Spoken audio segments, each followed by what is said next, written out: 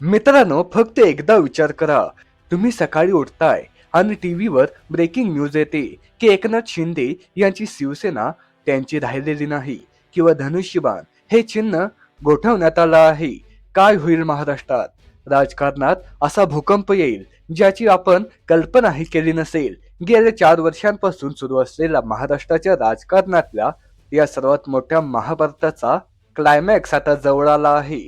Supreme कोर्टात सध्या जे काही घडतंय ते बघून आता असंच वाटत आहे की जर उद्धव ठाकरे कायदेशीर लढाई जिंकले तर शिंदेचं सगळं राजकारण एका झटक्यात शून्यावर येऊ शकतं. पण खरोखरच असं होऊ शकतं का? शिंदे आणि त्यांचे आमदार एका रात्रीत अपात्र ठरू शकतात का? की हा फक्त निकाल कागदावरच राहील? आज आपण सुप्रीम कोर्टातल्या सुनावणीची इनसाइड स्टोरी आणि त्याचे महाराष्ट्राच्या राजकारणावर होणारे भयंकर परिणाम अगदी सोप्या भाषेत समजून घेणार आहोत. त्यामुळे व्हिडिओ अजिबात स्किप करू नका, शेवटपर्यंत नक्की बघा. मित्रांनो, तुम्हाला आठवतच असेल 17 फेब्रुवारी 2013 केंद्रीय निवडणूक आयोगाने शिवसेना पक्ष आणि धनुष्यबाण हे चिन्ह एकनाथ शिंदे यांच्या गटाला दिलं होतं. पण उद्धव ठाकरेंनी हार मानली नाही. त्यांनी थेट सुप्रीम कोर्टात धाव घेतली. आता तब्बल 4 वर्ष, 1 महिना आणि 20 दिवसानंतर या बहुचर्चित प्रकरणावर अंतिम सुनावणी सुरू झाली आहे.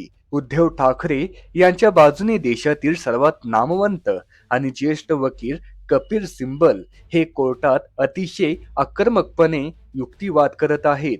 सिब्बल यांनी कोर्टात स्पष्टपणे सांगितलं आहे की फक्त काही आमदार आणि खासदार फुटले म्हणून संपूर्ण मूळ पक्ष त्यांना देणं हा संविधानाच्या विरोधातला सर्वात मोठा अपराध आहे. यामुळे लोकशाही उद्ध्वस्त होईल. सिब्बल यांनी कोर्टाकडे एक मोठी मागणी केली आहे. शिवसेना पक्ष आणि चिन्ह एक तर उद्धव ठाकरेंना परत द्या किंवा ते पूर्णपणे गोठवून टाका. सुप्रीम कोर्टाचा तो धक्कादायक प्रश्न.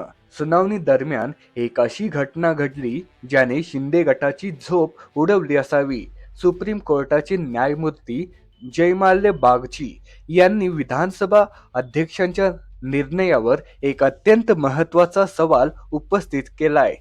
ते म्हणाले, जर विधानसभा अध्यक्षांचा निर्णय कायद्यांच्या विरोधात असेल तर आम्ही तो आदेश रद्द करू शकतो, पण आम्ही स्वतः एकनाथ शिंदे आणि त्यांच्या आमदारांना अपात्र घोषित करू शकतो का?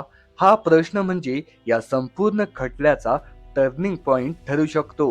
यामुळे आता चर्चा सुरू झाली आहे की निकाल विरोधात गेला तर शिंदे गटांचे आमदार खरोखरच अपात्र होतील का? आमदार अपात्र होणार का? कायदेतज्ञ काय सांगतात? आता तुमच्या मनात हाच प्रश्न आला असेल की खरोखरच एकनाथ शिंदे आणि त्यांच्या मंत्र्यांना राजीनामा द्यावे लागतील का? यावर आपण कायदेतज्ञ आणि घटनातज्ञांची मतं समजून घेऊया. कायद्याचे पेच. विधानसभा अध्यक्ष राहुल नार्वेकरांनी 10 जानेवारी 2024 पक्ष बदलण्याविरोधी कायद्यानुसार शिंदेच्या आमदारांना पात्र ठरवलं होतं. पण आता ती विधानसभाच अस्तित्वात नाही. पूर्वलक्षी प्रभाव. ज्येष्ठ घटनातज्ञ उल्हास बापट आणि सरोदे यांच्या मते अपात्रता ही फक्त त्या जुन्या कार्यकाळापुरतीच लागू होती. सध्याची स्थिती. आताचे आमदार हे नवीन विधानसभेत 2024च्या निवडणुकानंतर अधिकृत पक्ष आणि चिन्हावर पुन्हा निवडून आले आहेत.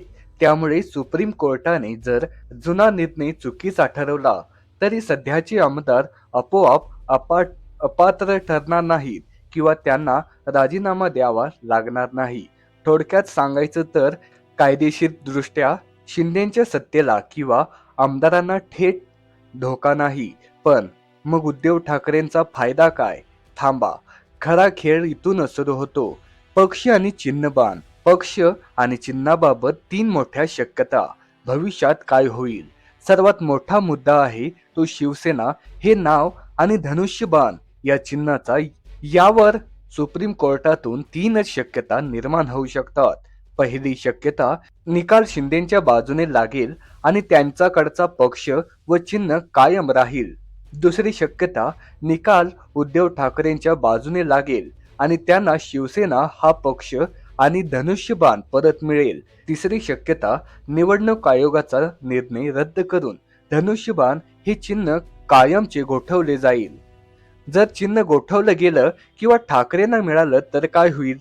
जरी चिन्ह गोठवलं तरी शिंदेच्या सध्याच्या आमदारांचं सदस्यत्व रद्द होणार नाही. पण एकनाथ शिंदेना संसदेत आणि विधानसभेत स्वतःच्या आमदाराचा आणि खासदाराचा एक नवीन गट स्थापना करून गट नेता नोंदवावा लागेल. त्यांना बाळासाहेबांची शिवसेना आणि ढाल तलवार यासारख्या जुन्या नावाकडे आणि चिन्हाकडे पुन्हा जावं लागेल.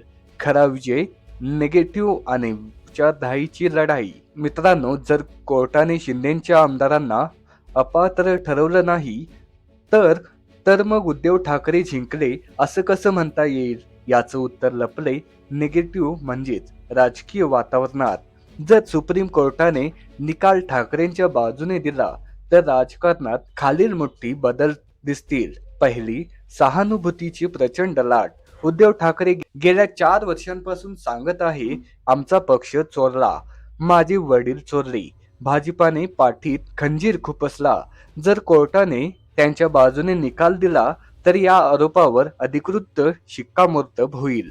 लोकांमध्ये ठाकरेंबद्दल प्रचंड सहानुभूती निर्माण होईल. दुसरा, शिंदेचा वारसा धोक्यात. एकनाथ शिंदे वारंवार सांगतात की आम्हीच बाळासाहेबांचे खरे वैचारिक वारसदार आहोत. पण जर पक्ष आणि चिन्ह हातातून गेलं तर त्यांना हे सांगणं खूप कठीण होईल. तिसरे, खरे वारसदार कोण?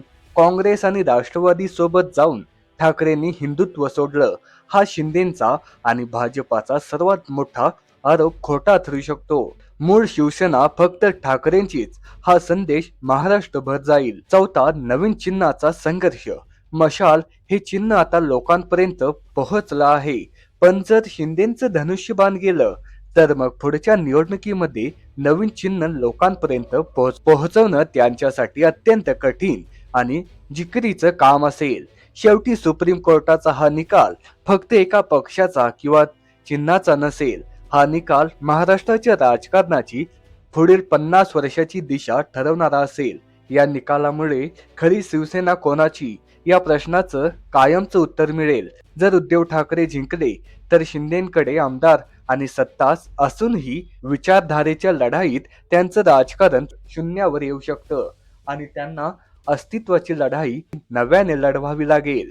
मित्रांनो, आता तुम्ही सांगा, तुम्हाला काय वाटतं? या ऐतिहासिक सुनावणीत कोणाचा विजय होईल?